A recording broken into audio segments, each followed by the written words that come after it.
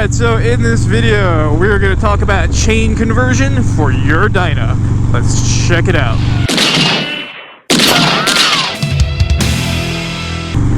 What's going on, YouTube? BK Low is back in the building. And if you saw my video that I posted a couple months ago, I talked a little bit about how I did do the chain conversion on my Dyna.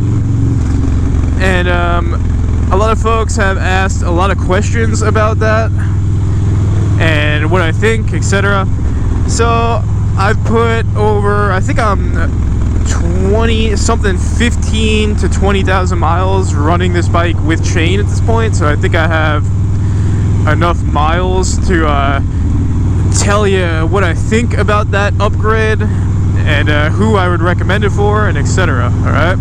So first and foremost, if you followed me for a while, then you know that it's one of the last upgrades I made to this bike. So there was a lot of other things that took priority over doing that, right? But basically, I made the upgrade for 3 reasons, right? First reason is just the obvious one. A chain is stronger than a belt, you know? It's like pretty damn hard to break a chain.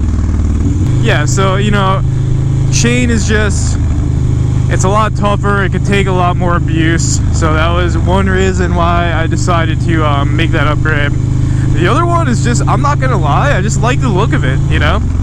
My bike has the gold accents, and I thought a gold chain on there would look pretty dope, and it does.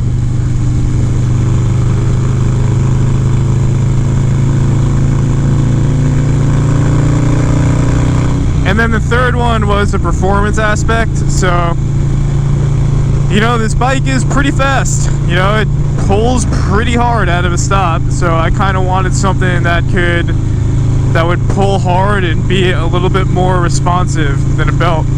So the differences that I noticed in terms of performance, yeah, it definitely, like when you come out of a stop, you'll feel it pulling a little bit harder. So I definitely feel it a little bit, but it's not like a major performance upgrade that you're gonna feel in the ride, right? Like you will with a new exhaust or with a suspension or a new suspension or something. Kind of the downside of it, which I kind of knew getting into it, but in hindsight, for the way that I ride and just putting in many miles and going really far and pushing this bike to its limits in terms of distance, right? It may have not been the best upgrade.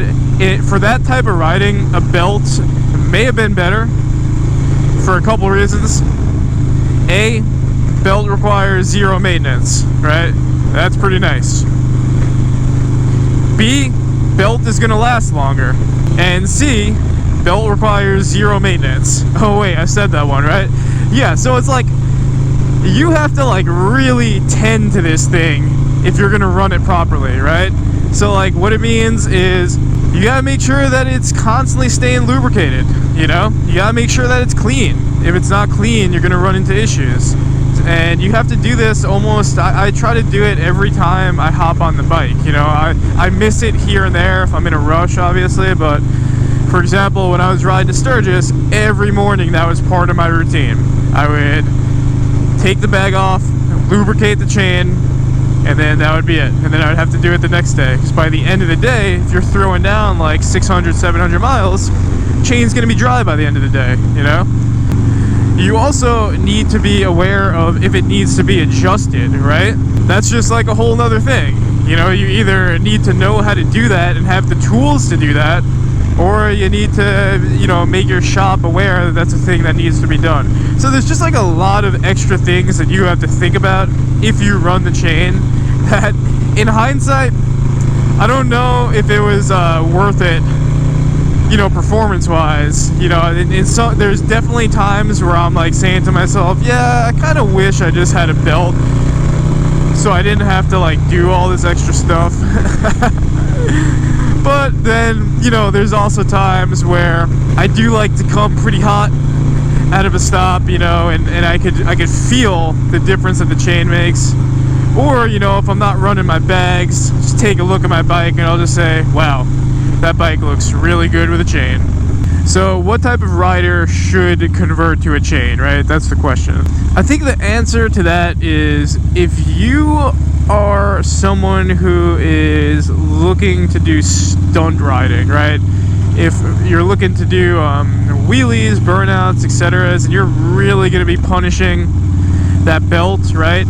I think that's the number one person that I would recommend it for. That's the top person who the upgrade makes sense for. The middle ground is like if you're someone like me who you want to do it just for the, you know, you kind of want to add some bling to your bike, you know, maybe you never rocked gold chains around your neck in real life, so you want to give your bike one. I get it. That's me. My bike gets a gold chain before I do. You know, but that's the middle ground. You're looking to, you know, be able to punish it. You're looking to be able to, you know, ride a little bit harder and have something that'll be strong and hold up. But you're doing it for the visual aspect. That's kind of like maybe the middle ground where it's like, it's not an essential upgrade, but hey, if you do it, whatever. You just got to know that there's a lot of maintenance to come along with it. Who I would not upgrade it for is, I would not upgrade it for someone who, if you don't care about like what it looks like, right? And you're putting in a lot of miles every year, like the same amount of miles that I'm doing, right? Really pushing your bike to go far. Then just stay with a belt. Trust me, man. It's like in the long run, it's just way less of a headache and it's way less maintenance. Especially if you don't care what it looks like and you don't care about having that little extra pull off the line, then stick with a belt. I think most people I know run belts and no one's had any problems with it. I don't know too many people that have broken a belt. But yeah, so I mean, just wanted to do a quick little talk about that because I've gotten a couple questions and comments over the past couple months about that conversion. Some other people thinking about if they should do it. So that's kind of my 2 cents on it after putting in a lot of miles. I hope this helps if you are someone that is considering making that upgrade. As always, stay safe out there, stay low, and maintain your chain. Oh, that rhymes. Maintain your chain. Alright, I gotta shut this video down, I'm getting crazy. But yeah, y'all, as always, thank you for watching, thanks for checking it out. I'll catch you all later. Gonna enjoy the rest of my beautiful, beautiful ride out here. And BK Low is out.